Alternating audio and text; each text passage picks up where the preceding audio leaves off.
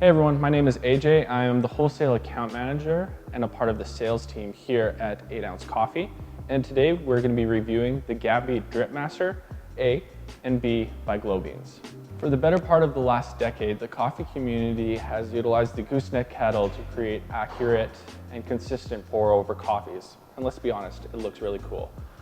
But as of recently, members within the coffee community have called into question the accuracy of a gooseneck kettle and whether it provides too much agitation within your coffee, which has brought forward the use of the Gabby A and B. To understand why we should maybe consider using the Gabby A or B, we should set a base definition on what agitation is and why we should lower it when we're brewing coffee. Without going too deep into the definition and tossing around too many terms, agitation is created whenever we're brewing coffee, whether you're stirring a large spoon in the coffee grounds or if you're doing a very light pour with a gooseneck. When you have large amounts of agitation, it can create something that the coffee community calls fines migration. Basically, that's like the thin little mud cake layer that can be found on the outside of your filter or on the top of the coffee bed. Those little fines can be easily extracted, and when they are over extracted, which is very easy to do, it can sometimes taste a little bit dry in your cup. With the Gabby A and B, with the automated shower heads, it drips at a very slow but consistent rate, which lowers your agitation even from a traditional gooseneck kettle. Let's start with the Gabby A. This brewer comes with 4 specific pieces and is very great for traveling. The major part of this with the brewing vessel is a Kalita Wave 155 size filter, which is really great and very common within the coffee community. And the 4 other parts, you have your collar, which you will sit on the bottom of your brewer and or your cup. And then these 2 other parts, this is your shower head, which drips out at 2 grams per second, very consistent, very smooth. And then your top part here, your reservoir, holds 200 grams of water, which is really great because if you don't have a gooseneck kettle, if you're traveling in a hotel and you only have hot water, you can actually pour the 200 grams of water into this top reservoir and it will distribute it evenly throughout your coffee and you don't have to worry about it.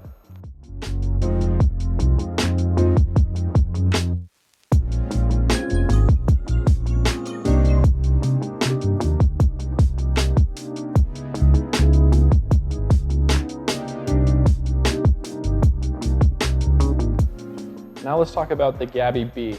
This one is a lot more portable and a little bit smaller. And the nice thing about this is that you can actually apply it to your favorite brewer at home right now.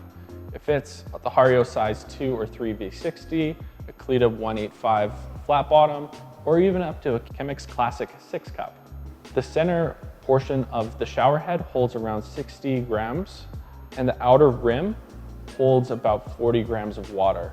The nice thing with this is that as you're filling in the center reservoir and it overflows, your outer reservoir can catch the extra water, and this also drips out at 2 grams per second.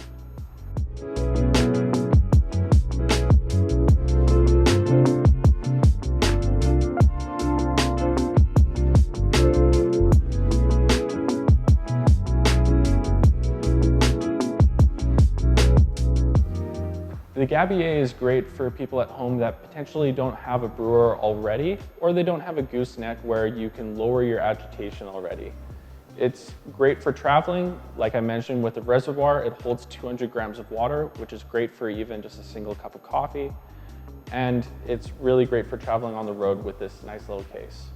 The Gabby B, on the other hand, is great for the coffee enthusiast that already sort of has a setup, but wants to experiment with low agitation and utilizing it in your brewing process.